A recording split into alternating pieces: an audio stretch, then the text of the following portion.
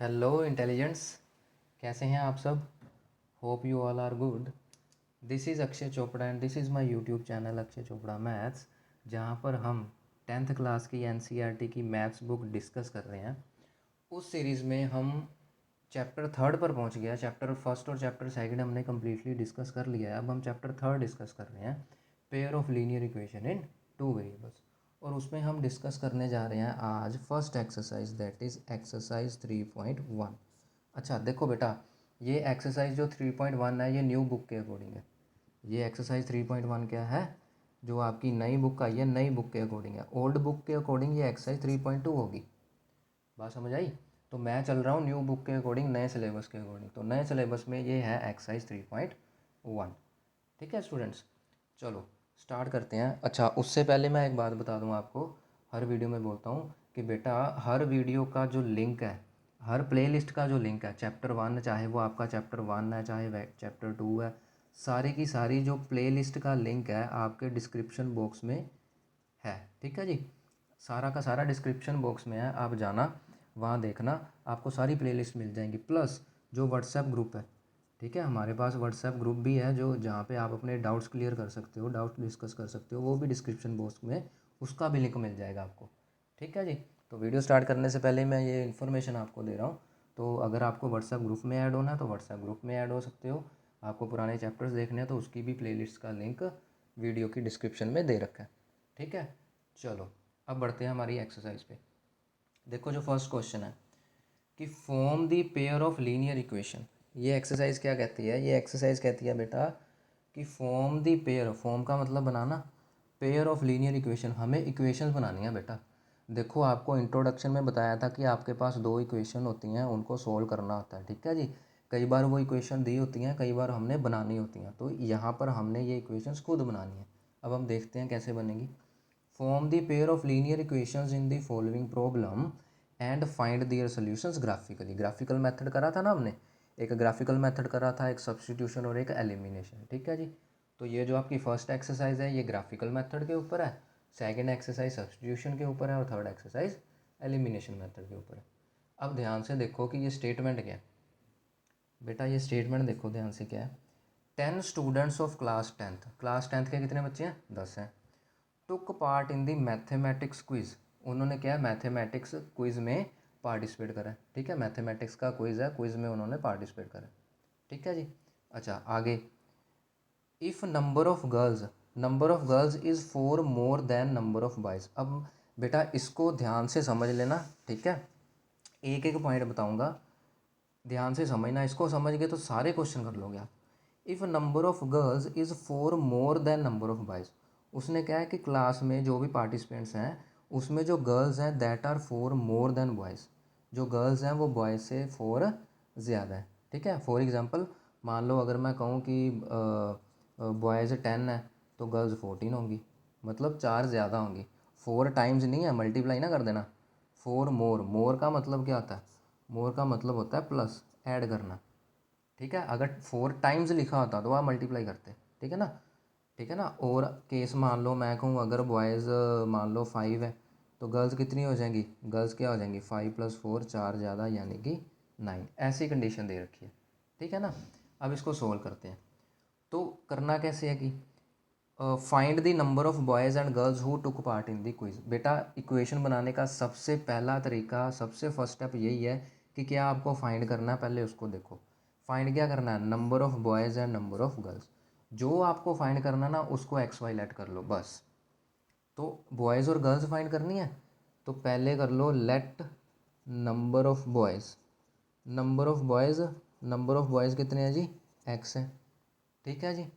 And जो हमारे पास girls हैं, गर्ल्स कितनी है, number of girls equals to y. ठीक है जी, नंबर ऑफ बॉयज़ कितने हैं, एक्स, नंबर ऑफ गर्ल्स कितनी है, वाई। अब देखो दो इक्वेशंस कैसे बनेंगी। अच्छा ये देखो, सबसे पहले उसने क्या पूछा था, 10 स्टूडेंट है, क्या बताया उसने, 10 स्टूडेंट है जिन्होंने पार्टिसिपेट करा है। कितने स्टूडेंट है बेटा, 10 स्टूडेंट्स हैं जिन्होंने पार्टिसिपेट करा है। अब देखो 10 स्टूडेंट्स ने पार्टिसिपेट करा ना, तो यानी कि बॉयज़ और गर्ल्स मिला के 10 स्टूडेंट बन जाएंगे। ठीक है जी। और अब देखो बॉयज़ और गर्ल्स मिला के 10 स्टूडेंट बनेंगे। तो हमारे पास बॉयज़ कितने थे, एक्स, गर्ल्स कितनी हैं वाई, टोटल 10 है ना, यानी बॉयज़ और गर्ल्स को प्लस करके कितने बन जाएंगे 10 जने। एक इक्वेशन तो ये आ गई। बात को समझ रहे हो ना क्या कहना चाहता हूँ मैं, एक इक्वेशन तो ये आ गई आपकी।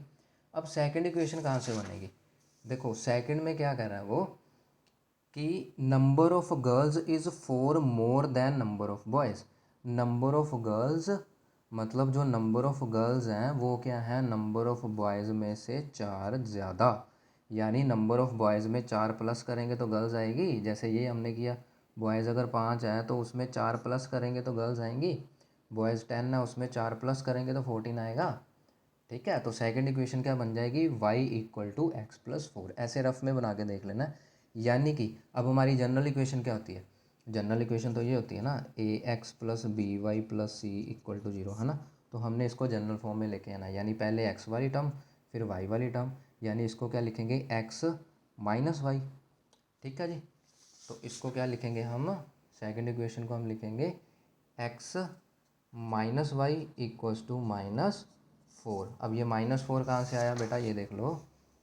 ठीक है, एक्स वाई को मैं ले गया इस तरफ तो वाई नेगेटिव हो जाएगा, और 4 को दूसरी तरफ ले गया तो 4 नेगेटिव हो जाएगा। ठीक है जी, सी का कोई चक्कर नहीं है, लेफ्ट में रखो राइट में रखो, लेकिन पहले ऑर्डर एक्स का फिर वाई का ऐसे ही आना चाहिए। ठीक है ना। अब देखो इसको ग्राफिकली सोल्व करना है। अब इनको ग्राफिकली कैसे सोल्व करना है ये तुमको बता रखा है इंट्रोडक्शन में। ठीक है, फिर से बता देता हूँ, सोल्व देम ग्राफिकली। तो सबसे पहले हम क्या करते हैं, मैंने आपको बताया कि पहले एक टेबल बना लो। एक इक्वेशन तो आपकी ये है, अब इसके कोरस्पोंडिंग जो टेबल बनेगा, जो इसके कोरस्पोंडिंग टेबल बनेगा, टेबल का मतलब क्या कि हमने एक्स और वाई की वैल्यू फाइंड करनी है। लो जी, ये एक्स है और ये वाई है। ठीक है, अब मैंने एक्स को 0 पुट करा, जब एक्स को 0 पुट करा तो वाई की वैल्यू आ गई 10। अब मैंने वाई को 0 पुट करा, वाई को 0 पुट करेंगे तो एक्स की वैल्यू आ गई 10। अब हम ऐसा ही क्यों करते हैं, ये सारा कुछ बिल्कुल डिटेल में इंट्रोडक्शन में बताया। अब फिर से वो बातें लेके बैठूंगा तो वीडियो बहुत बड़ी हो जाएगी, तो प्लीज़ इंट्रोडक्शन ज़रूर देखो। जिसको आता है तो फिर तो वेल एंड गुड है, बहुत बढ़िया बात है। अब देखो ये थी सेकंड इक्वेशन, अब इसका बॉक्स बनाओ। इसका बॉक्स बनाएंगे तो सबसे पहले क्या होगा, एक्स और वाई। जब हम एक्स को 0 पुट करेंगे, देखो ये क्या बन जाएगा, एक्स को 0 पुट करा तो ये तो 0 हो गया ना, यानी negative y equal to -4, negative negative cancel हो जाएगा, वाई की वैल्यू आ गई +4। अब इसी तरह से जब मैं वाई को 0 पुट करूँगा तो it will be x minus 0, तो एक्स की वैल्यू क्या आ गई -4। बात को समझ रहे हो ना। ठीक है जी, तो अब मेरे पास क्या बन गई, ये दो चीज़ें बन गई ना। हाँ तो चलो अब हम ग्राफ ड्रॉ करते हैं। अच्छा एक्स है, एक्स की मिनिमम वैल्यू 4 आ रही है, तो अगर हम यहाँ से देखें, और वाई मैक्सिमम 10 तक जा रहा है और एक्स भी मैक्सिमम 10 तक जा रहा है। ठीक है, तो नीचे की तरफ क्या है, नीचे की तरफ तो कोई वैल्यूज़ ही नहीं है, तो ऊपर ही बना लेते हैं, सही रहेगा। 1 2 3 4 5 0, यहाँ पे बना लेते हैं x axis and y axis. ये रहा, यहाँ से काम चल जाएगा अपना। ठीक है, ये लो, तो ये वाई एक्सिस है। ठीक है जी, इसको थोड़ा और ऊपर कर देते हैं क्योंकि वाई हमारा 10 तक जाएगा कम से कम तो। ठीक है चलो, और इसको भी कर लेते हैं आगे, एक्स की वैल्यू। ठीक है ना, एक्स भी हमारा काफ़ी आगे तक है। ये लो, ये बन जाएगा यहाँ पे ये रहा। ठीक है जी, ये ओरिजिन आ गया, ये एक्स एक्सिस है। ठीक है जी, ये क्या है अपना वाई एक्सिस है। ठीक है, नेगेटिव डायरेक्शन को क्या बोलते हैं, x dash and y dash. अब देखो एक्स 0 पुट करा तो वाई आ गया 10, तो 0, एक्स को 0 पुट करा तो वाई 10 आ गया, वाई 1 2, अब +10 ना ऊपर की तरफ जाएंगे, 3 4 5 6 7 8 9 एंड 10, तो यानी कि ये पॉइंट आ जाएगा एक तो 0,10। अब y को 0 पुट करा तो x एक्सिस पे 10 है, तो 1 2 3 4 5 6 7 8 9 एंड 10। लो पूरा पूरा ही आया ये तो ये आ गया सेकंड पॉइंट 10,0। अब इन दोनों को कर दो ज्वाइन और हमारी बन जाएगी एक लाइन। वाह, ज्वाइन एंड लाइन। चलो ये एक लाइन बन गया। चलो ये ग्राफ आ गया, किसका ग्राफ आ गया, ये ग्राफ आ गया अपना x plus y equals to 10 का। सेकंड क्या है, x को 0 पुट करा तो y इक्वस टू 4, एक्स को 0 पुट करा तो y 4 0, 1 2 3 4, ये रहा।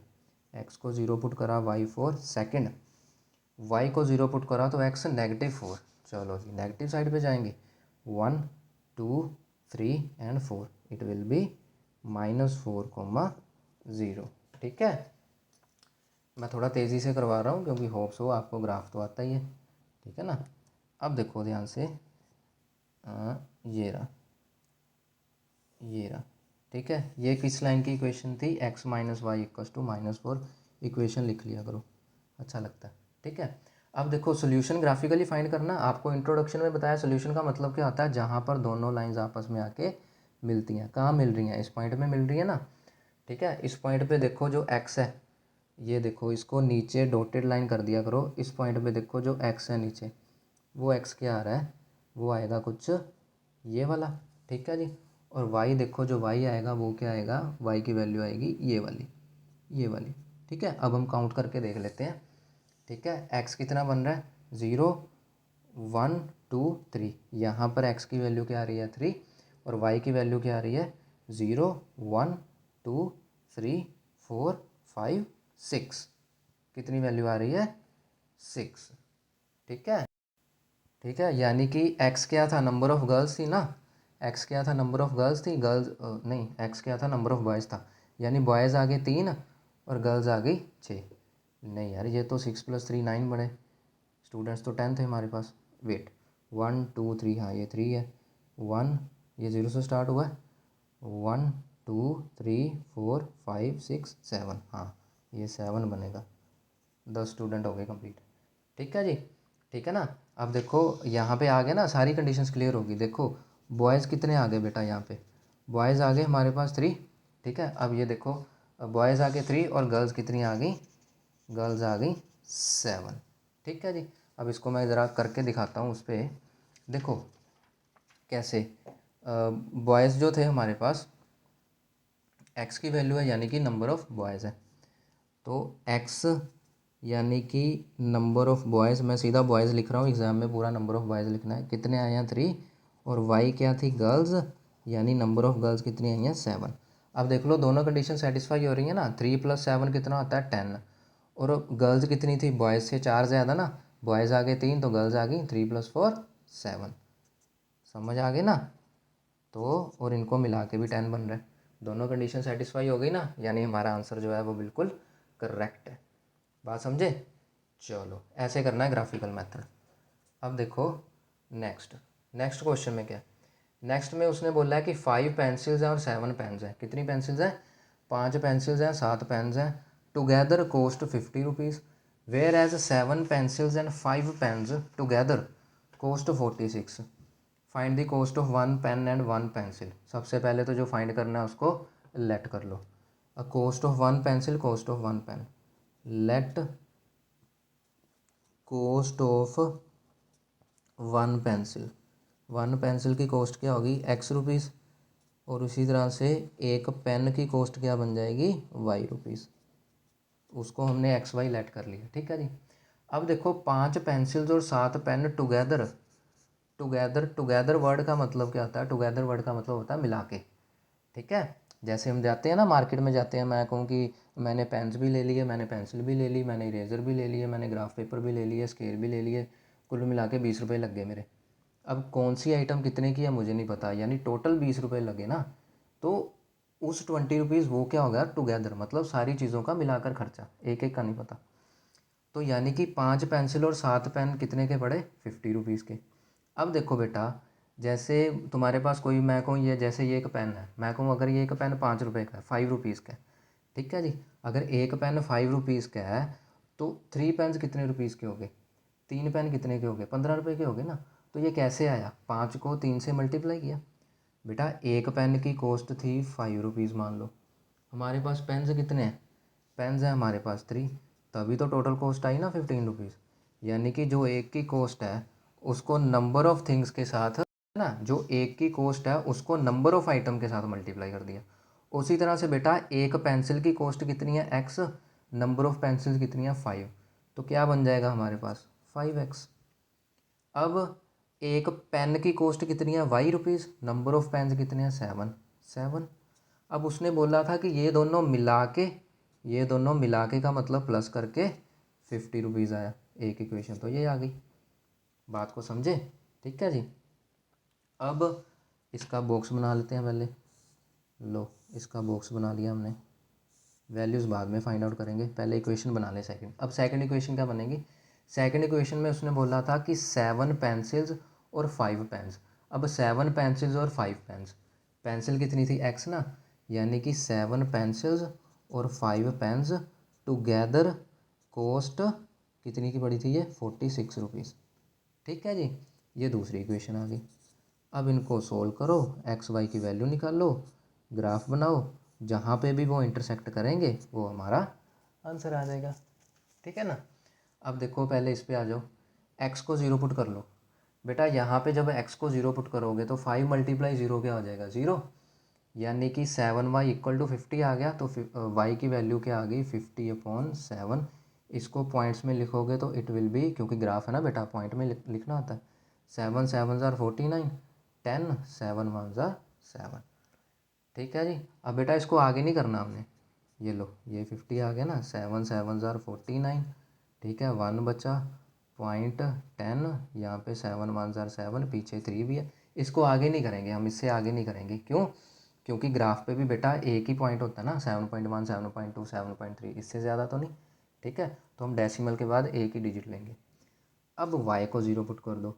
जब y को ज़ीरो पुट करा तो 7 × 0 ये टर्म तो गई, यानी कि 5x इक्वल्स टू 50 आ गया। तो x की वैल्यू क्या आ गई? 50/5 विच इज़ 10। ठीक है जी।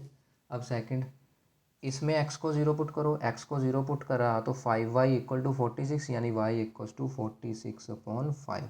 इसको पॉइंट्स में लिखो, इट विल बी, तो ये क्या बन जाएगा? 5 9 ज़ार 45, फिर 10 आ गया, एंड 5 2 ज़ार 10, ये 9.2 बन जाएगा। अब y को ज़ीरो पुट कर दो। जब y को ज़ीरो पुट कर दोगे तो x कितना आ जाएगा? 46/7। अब इसको पॉइंट्स में करो तो इट विल बी 7 6 ज़ार 42, फिर पीछे बच गया 4 40, 7 5 ज़ार 35, ये बन गया 6.5। समझ गए? ठीक है जी, रफ में कैलकुलेशन करके देख लेना। अब चलो इसका ग्राफ बनाते हैं, फिर देखते हैं जहाँ इंटरसेक्ट कर रहे हैं वो अपना आंसर है। ग्राफ ले आओ जी। अब ग्राफ में क्या है?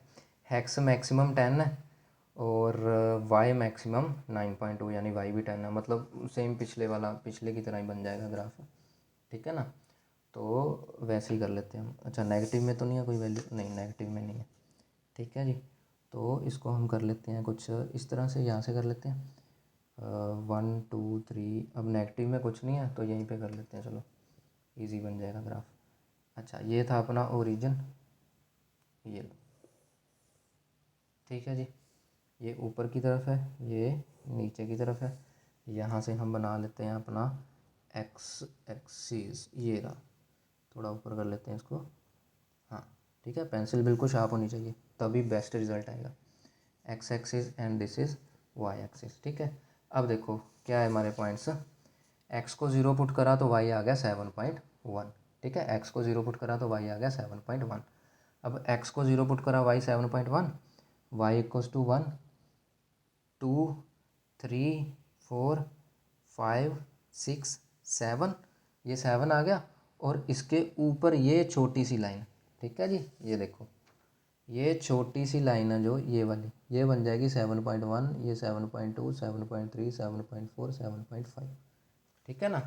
तो ऐसे करेंगे हम लोग। ठीक है जी। अब आ जाओ 1 2 3 4 5 6 7 एंड दिस इज 7.1, यानी ये पॉइंट बन गया हमारा 0,7.1। सेकंड क्या था? 0,10, मतलब x की वैल्यू 10 है, y की वैल्यू 0 है। अब 1 2 3 4 5 6 7 8 9 10, ये आ गया 10,0। ठीक है जी, 10,0। अब इसको ज्वाइन कर दो ज़रा। जब इसको ज्वाइन करेंगे पॉइंट टू पॉइंट कुछ इस तरह की लाइन बन जाएगी। इक्वेशन क्या थी? 5x + 7y = 50। ठीक है, ऐसे बोला करो। अब x की वैल्यू 0, y की वैल्यू 9.2, ये था 7 8 9 9.1 and this will be 9.2। Okay, ये क्या बन गया 0,9.2, कोमा नहीं कामा, इंग्लिश में कामा बोलते हैं इसको। अब x है 6.5 एंड y इज़ 0, कर लो भी। x is 6.1, 1 2 3 4 5 and at the middle it is 6.5 कामा 0, ये रहा। अब इन दोनों को कर दो ज्वाइन, एक तो लाइन रही ये वाली और एक रहा पॉइंट ये वाला। अब इसको कर दिया ज्वाइन, ठीक है। ये कौन सी लाइन थी, 7x + 5y = 46। अब देखो ये दोनों कहाँ मीट कर रहे हैं, ठीक है, ये दोनों कहाँ मीट कर रहे हैं, वो क्या होगा अपना फाइनल आंसर। अब बढ़ते हैं आगे, जल्दी जल्दी से रिकॉल कर लेते हैं थोड़ा सा, ठीक है जी। इंट्रोडक्शन में करा था कंपेयरिंग रेशोज़, ठीक है जी। कंसिस्टेंट इनकंसिस्टेंट, देखो हमारे पास दो इक्वेशंस होती थी, आपको बताया था a1x + b1y + c1 = 0 and a2x + b2y + c2 = 0, ठीक है जी।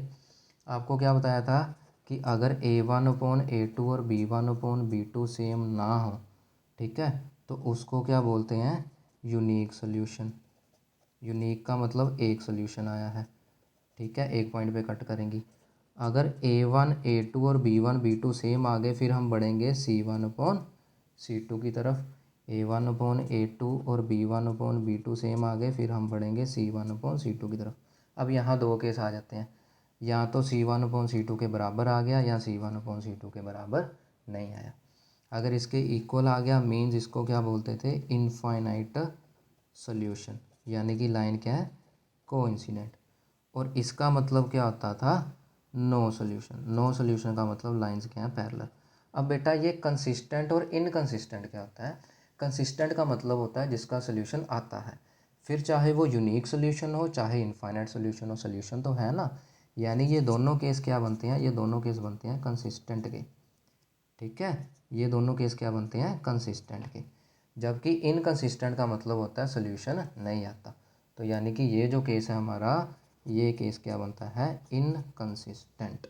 बस इतना बताना था आपको, ठीक है जी, कंसिस्टेंट या इनकंसिस्टेंट, ठीक है जी। अब कंसिस्टेंट इनकंसिस्टेंट क्यों बताया मैंने, क्योंकि इसने क्वेश्चन में पूछ रखा है। ये देखो क्वेश्चन में क्या पूछ रखा है इसने, नेक्स्ट क्वेश्चन में आएगा कि ऑन कंपेयरिंग रेशोज़ को कंपेयर करो, a1/a2 b1/b2 c1/c2 find whether the lines representing the following pair of linear equations intersect at a point parallel or coincident, ठीक है। इसकी पूरी फुल फ्लेज्ड डिटेल मैंने इंट्रोडक्शन में बता रखी है, बार बार कह रहा हूँ, नहीं पता तो इंट्रोडक्शन ज़रूर देखो, ठीक है। चलो यहाँ पे इसको सोल्व करते हैं। अब देखो अगर इसको कंपेयर करें, ठीक है, a1x + b1y + c1 से, तो हमारा जो a1 है वो कितना आ जाएगा 5, b1 आ जाएगा -4, बेटा आपको इंट्रोडक्शन में भी बताया था नेगेटिव साइन लेके चलते हैं, c1 बन जाएगा 8। इसी तरह से जो a2 है वो बन जाएगा 7, b2 बन जाएगा 6 and are c2 will be -9, ठीक है जी। अब रेशोज़ कंपेयर करो बेटा, कैसे करेंगे, a1/a2 क्या बन गया भाई 5/7, b1/b2 क्या बन गया -4/6, कटिंग कर दो 2/3 यानी कि -2/3। अब देखो a1/a2 और b1/b2 सेम नहीं ना है, तो c1 c2 देखना ही नहीं, ठीक है, इंट्रोडक्शन में बताया था c1 c2 देखना ही नहीं। तो क्या लिखेंगे यहाँ, सिंस, क्योंकि a1/a2 और b1/b2 सेम नहीं है, ठीक है जी। दिस मीन्स, इसका मतलब क्या है कि सिस्टम नहीं, क्या बोला था उसने, पेयर ऑफ लीनियर इक्वेशन, ठीक है जी। मीन्स वी हैव, इसका मतलब क्या, वी हैव यूनिक सोल्यूशन, ठीक है जी। यूनिक सोल्यूशन है, यूनिक सोल्यूशन है, यूनिक सोल्यूशन है, ये देख लो, ये रहा, ठीक है जी। यूनिक सोल्यूशन का मतलब क्या होता है, इंटरसेक्टिंग एट अ पॉइंट, ठीक है। तो इसका मतलब तो हम क्या लिखेंगे, therefore these two lines will intersect at a point, ये एक पॉइंट पे इंटरसेक्ट करेंगी। अब वो पॉइंट कौन सा, वो ग्राफ ड्रॉ करके बनेगा, लेकिन इसने पूछा नहीं है, तो हमारा क्वेश्चन भी यहीं पे ख़त्म। अगर पूछ लेता कि सोल्यूशन भी बताओ, फिर हम इसको ग्राफ भी ड्रॉ करना पड़ता, जैसा कि पिछले क्वेश्चन में करा। समझ आ गई ना। अब देखो सेकंड, जब इसको कंपेयर करा A1 B1 C1, A1 is 9, B1 is 3 and C1 is 12. Similarly, A2 is 18, B2 is 6 and C2 is 24. समझ गए? Now A1 upon A2 equals to 9 by 18, इसकी कटिंग करेंगे, it will be 1 upon 2. B1 upon B2 3 upon 6, इसकी cutting करेंगे 1 upon 2. ठीक है जी. Similarly C1 upon C2 12 upon 24, 12 के table पे कटिंग करेंगे, 12 2 ज़ा 24, इट इज़ अगेन 1 बाई 2. अब देखो तीनों रेशोज़ क्या आ गई, सेम आ गई. Since A1 by A2, B1 by B2 and C1 by C2 all are same, which means infinite solutions. इसका मतलब क्या होता है बेटा, इनफाइनाइट सॉल्यूशंस. और इनफाइनाइट सॉल्यूशंस का मतलब क्या हुआ कि solution does exist, solution exist कर रहा है. तो सॉल्यूशन एग्जिस्ट कर रहा है, तो इनफाइनाइट सॉल्यूशन में क्या होता है, coincident lines. Therefore these two lines are coincident. ठीक है जी. तो ये दोनों लाइंस क्या हैं बेटा, कोइंसिडेंट. डेंट नहीं, कोइंसिडेंट. ठीक है. तो ये दोनों लाइंस क्या हैं, कोइंसिडेंट. अब देखो लास्ट पार्ट पे, comparing A1 equals to 6, B1 equals to -3, C1 equals to +10. Similarly A2 equals to +2, B2 equals to -1 and C2 equals to +9. We don't write positive sign. Okay. चलो अब अपनी language पे आ जाते हैं. अच्छा, A1 by A2 equals to 6/2. 6/2 बोले तो 6/2 means 3. Similarly, B1 upon B2, it will be -3 upon -1. Negative get cancelled out. We will get again 3. अब A1 upon A2 और B1 upon B2 सेम आ गया, यानी कि फिर हमें C1 upon C2 की तरफ मूव करना पड़ेगा. तो देखो भाई क्या है, C1 upon C2 is 10 upon 9. लो जी, दूर दूर तक की कोई नाता नहीं.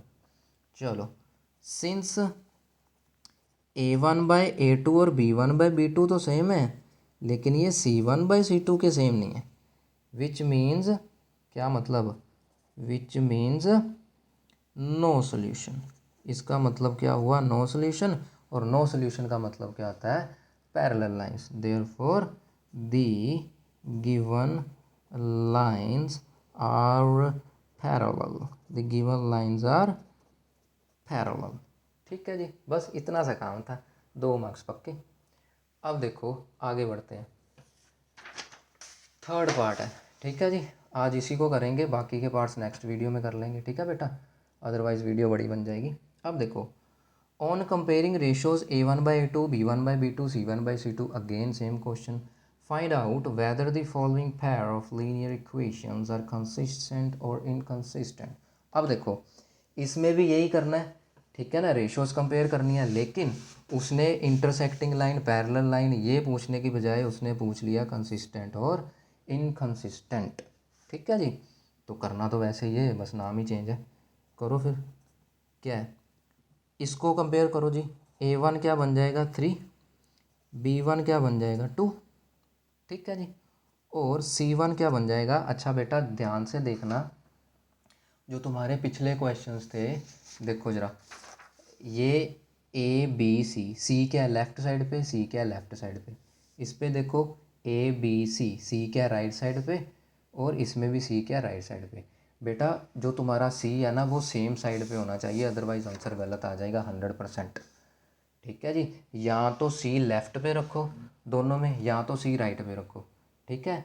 अगर एक इक्वेशन में मान लो इसमें लेफ़्ट में होता है, इसमें राइट में होता, तो या तो इस लेफ़्ट वाले को राइट में करते या इस राइट वाले को लेफ़्ट में करते, यानी कि उनको सेम साइड पे रखना. ठीक है. तो C1 क्या आ गया 5. Similarly A2 is 2, B2 is -3 and C2 is 7. ठीक है जी. अब देखो कर लो कंपेयर इनको. A1 by A2 equals to 3/2, cutting हो नहीं रही। B1/B2 इक्वस टू 2/-3 यानी कि -2/3। अब देख लो ये 3/2 है, ये 2/3 है, चलो जी सेम ही नहीं है, यानी कि C1/C2 चेक करने की ज़रूरत ही नहीं है। ठीक है जी, since A1/A2 is not equals to B1/B2। ठीक है जी, इसका मतलब क्या होगा, यूनिक सोल्यूशन आ गया ना, lines are intersecting which means lines are intersecting, lines intersect कर रही है, दैट इज यूनिक सोल्यूशन। अब देखो, अब ये नहीं बताना लाइंस इंटरसेक्ट कर रही हैं यूनिक सोल्यूशन है, ये नहीं बताना, हमें कंसिस्टेंट बताना है या इनकंसिस्टेंट। कंसिस्टेंट का मतलब क्या बताया था तुमको, ठीक है, याद कर लो, कंसिस्टेंट का मतलब क्या बताया था तुमको। कंसिस्टेंट का मतलब ये होता है कि उसका सोल्यूशन आ रहा है, चाहे वो यूनिक हो चाहे इनफाइनाइट हो। ठीक है जी, तो हमारा सोल्यूशन क्या यूनिक आ रहा है, यानी कि ये कंसिस्टेंट बन गया। तो जो क्वेश्चन की लैंग्वेज है उसने क्या बोला, पेयर ऑफ लीनियर इक्वेशन। ठीक है, ये देखो क्वेश्चन है ना, क्वेश्चन में भी यही बोला है, pair of linear equations are consistent और इनकंसिस्टेंट। तो हम लैंग्वेज आंसर में भी यही लिखेंगे, therefore given pair of linear equations is consistent. ये गिवन पेयर क्या है बेटा, कंसिस्टेंट है। ठीक है जी, चलो अब आप बढ़ते हैं अगले क्वेश्चन की तरफ। करना सब में सेम ही है, लैंग्वेज का फ़र्क है। ठीक है ना, ऐसे टाइम पास करवाई जा रहे हैं। अब A1 की value 2, B1 is -3 and C1 is 8। Similarly A2 is 4, B2 is -6 and C2 is 9। ठीक है जी, अब A1/A2 ये क्या बन गया, 2/4 कटिंग करेंगे तो 1/2 आ जाएगा। सिमिलरली V1/B2 -3/-6, सबसे पहले तो माइनस माइनस कट जाएगा, फिर 3/6 की कटिंग करेंगे, अगेन 1/2। अब A1/A2 1/2, B1/B2 1/2, यानी कि अब हमें C1/C2 की तरफ मूव करना पड़ेगा।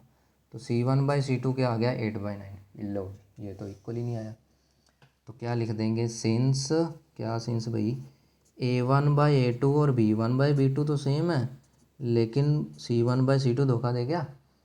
विच मीन्स क्या, which means lines are parallel. इसका मतलब क्या होता है कि जो लाइंस हैं वो पैरेलल है, दैट इज नो सोल्यूशन। अब कोई सोल्यूशन नहीं आया तो वो सिस्टम क्या था, इनकंसिस्टेंट। तो बस उसकी लैंग्वेज लिख दो, उसकी लैंग्वेज में ही उसको जवाब देंगे कि given pair of linear equations is inconsistent, लो जी, बस इतनी सी बात थी, इतनी सी बात थी। ठीक है, अब देखो नेक्स्ट क्वेश्चन, नेक्स्ट क्वेश्चन है थर्ड का देखो ज़रा, इसको भी देखो। A1 की वैल्यू क्या आ गई, 3/2, B1 की वैल्यू क्या आ गई, सॉरी B1 की वैल्यू क्या आ गई, 5/3 एंड C1 कितना आ गया, 7। सिमिलरली सेकंड इक्वेशन, A2 बन गया 9, B2 बन गया -10, C2 बन गया 14। बार बार कह रहा हूँ, दोनों चीज़ सेम साइड पे होनी चाहिए। अब A1/A2, A1/A2 क्या बनेगा, 3/2 फिर /9। ठीक है, अब बेटा ये 9 है तो इसको मैं 9/1 लिख सकता हूँ, तो ये क्या बन जाएगा, रेसिप्रोकल हो जाएगा ना। तो 3/2 इंटू 1/9, तो 3 3s are 9, it will be 1/6। ठीक है, सिमिलरली बस ये कटिंग तुमको कंफ्यूज कर सकती है और कुछ नहीं है। B1/B2 5/3/B2 कितना है, -10। अब अगेन इस -10 को क्या लिख सकता हूँ मैं, 10/1 ना, तो कर दो रेसिप्रोकल, 5/3 इंटू -1/10, तो ये 2, इट विल बी -1/6। तो बेटा ये दोनों तो सेम ही नहीं आए, ये बन गया 1/6, ये बन गया -1/6। चलो जी कंसिस्टेंट आ गया ये तो। ठीक है, तो since A1 by A2 is not equals to B1 by B2, which means lines are intersecting. Lines क्या बेटा इंटरसेक्टिंग है, दैट इज क्या मिल गया हमें, यूनिक सोल्यूशन। क्या मिल गया अपने को, यूनिक सोल्यूशन। यूनिक सोल्यूशन का मतलब consistent. Therefore given pair of linear equations is consistent. तो ये क्या बन गया, कंसिस्टेंट। ठीक है जी। अब देखो नेक्स्ट वन, अगले पे चलते हैं। अगले पे देखो A1 है, A1 will be 5, B1 will be -3, C1 will be 11, similarly A2 will be -10, B2 will be 6, C2 will be -22। Now A1 over A2, 5 on -10 it will be -1/2 ना, कटिंग कर देंगे। B1 upon B2 -3/6 it will again -1/2, cutting कर देंगे। C1 upon C2 11 upon -22, 11 के table पे cutting करेंगे, again -1/2। लो जी, ये तो तीनों सेम सेम आ गए, सेम सेम आ गए।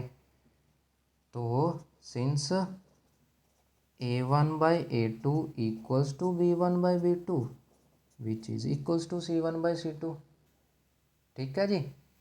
तो क्या हो जाएगा, विच मीन्स, जिसका मतलब क्या हुआ, जिसका मतलब हो गया लाइंस आर को इंसिडेंट। लाइंस क्या हो गई, को इंसिडेंट। ठीक है जी, लाइंस को इंसिडेंट हो गई। दैट इज क्या बन गया हमारे पास, that is infinite many solutions. अब देखो बेटा, इनफाइनाइट मैनी सॉल्यूशन का मतलब क्या होगा कि सॉल्यूशन तो है, सॉल्यूशन है, therefore given pair of linear equation is consistent. ये क्या है बेटा, कंसिस्टेंट। ठीक है जी। अब बेटा आपका एक क्वेश्चन और है, ये 4th पार्ट था ना, 5th पार्ट और है, वो मैंने आपके लिए छोड़ा है। प्लीज़ उसको प्रैक्टिस ज़रूर करना और कमेंट सेक्शन में बताना कि उसका आंसर क्या आ रहा है। ठीक है जी। तो thank you for watching this video, thank you very very much. ठीक है जी। प्लीज़ वीडियो लाइक करना, शेयर करना, सब्सक्राइब करना अगर पसंद आई हो, ताकि आपके फ्रेंड्स का भी भला हो सके। ठीक है, तो मिलते हैं नेक्स्ट वीडियो में नेक्स्ट क्वेश्चंस के साथ। Till then good bye.